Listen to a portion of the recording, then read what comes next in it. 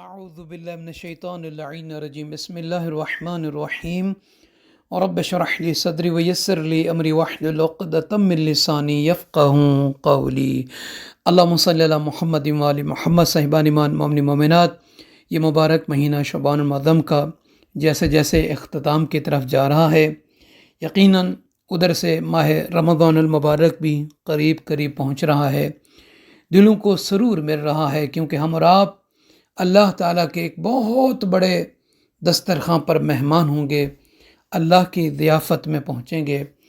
وہ ایسی گھڑیاں کہ جس میں سانس لینا بھی عبادت ہوگا، سونا بھی عبادت ہوگا، قرآن کیا ہر عمل جو بھی کریں گے اس کا ضعف ملے گا۔ دن و رات ایسی ہیں کہ جیسے بہاریں بچھی ہوئی ہیں، اور بہاروں میں ایک خوبصورت ماحول سا ہوتا ہے، وہی ہوگا۔ ہر گھر میں رونق ہوگی، ہر مومن کے چہرے پر نور چمک رہا ہوگا۔ کیوں؟ اس لیے کہ اس مہینے میں وہ قرآن پاک کی کثرت کے ساتھ تلاوت جو کرے گا، اس قرآن کا نور اس کے چہرے پر ہوگا، اور کثرت عبادت کی وجہ سے مومن کے چہروں پر مسکراہٹ ہوگی۔ دعا کرتا ہوں کہ پروردگار اس آنے والے مہمان مہینے کو، جو اللہ کی ضیافت کا مہینہ ہے، اللہ کے دسترخوان پر بیٹھنے کا مہینہ ہے، ہم اور آپ کو بہترین طریقے سے اس کا استقبال کرنے اور اس میں اعمال صالح انجام دینے کی توفیق عطا فرمائے، آمین یا رب العالمین۔ صاحبان ایمان، 28ویں شب شعبان کی نماز، یہ 4 رکعت نماز ہے، 2 کر کے پڑھنا ہے۔ نیت کریں گے کہ 2 رکعت نماز شب 28 شعبان المعظم کی پڑھتا ہوں یا پڑھتی ہوں، قربتاً الی اللہ۔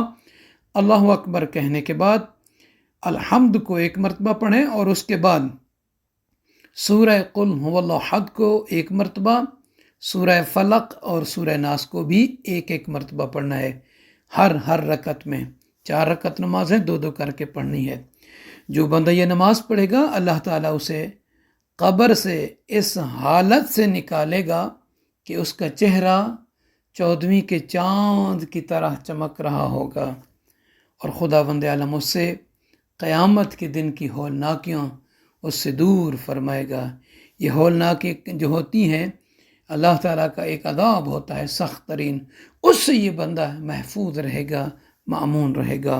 تو صاحبان ایمان، ہم اور آپ کو چاہیے کہ اگر موت کی سختی سے بچنا چاہتے ہیں کہ ہم اس دنیا میں زیادہ ٹائم زندہ رہیں، فقیری اور ناداری نہ رہے ہمارے اندر، تو ہمیں چاہیے کہ جیسے امام جعفر صادق علیہ السلام نے فرمایا کہ اگر کوئی موت کی سختی آسان ہونے کا خواہش مند ہے، چاہتا ہے کہ اس کے لیے موت آسان ہو، اس کی جان کنی آسان ہو، اس کا روح آسانی سے نکلے، تو مولا فرماتے ہیں اپنے قریبی رشتہ داروں سے نیکی کرو، اپنے والدین سے نیکی کرو۔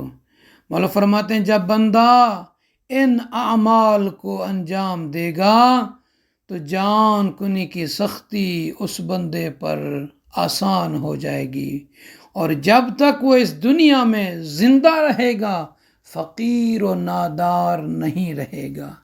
اللہ اس سے ناداری اور فقر کو ختم فرما دے گا۔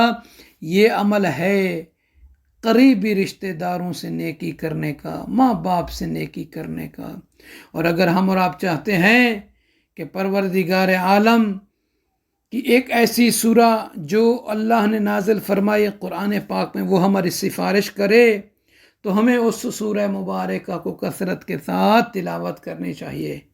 ویسے بھی حدیث میں بہت زیادہ وارد ہوا ہے اس سورت کے حوالے سے کہ یہ جو سورت ہے انسان کو خصوصاً پڑھنے والے کو قبر کے عذاب سے محفوظ و مأمون رکھتی ہے۔